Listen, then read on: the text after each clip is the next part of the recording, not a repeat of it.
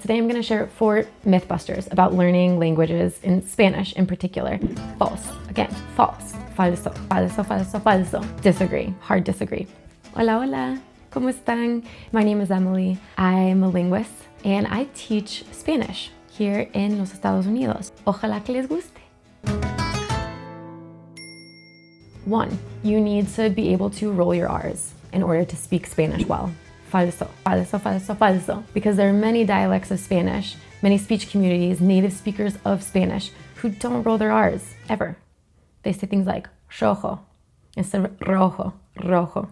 If you can't make the R sound, doesn't mean you can't speak Spanish. A lot of times my students will tell me that they're scared to speak Spanish because there are all these kinds of sounds they have to make that they don't make in English. Ra, ra, ra. There are actually there are actually a lot of Spanish-speaking countries, países hispanos, que usan una R que es distinto, que no tiene que hacer the rolled R. Don't have to roll your R's. That's a myth.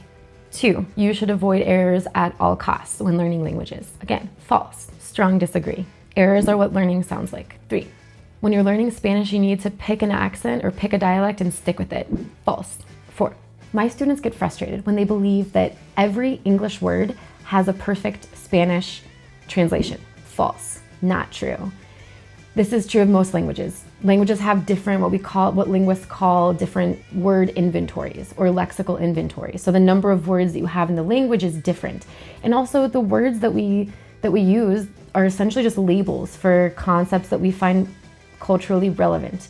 So there isn't always a perfect word to translate a concept from one language to another. So for example, I'll give you one that we have in Spanish that we don't have in English, sobremesa. Sobremesa is discussions and conversation that you have después de comer, cuando están sentados en la mesa y empiezan a hablar sobre lo que sea.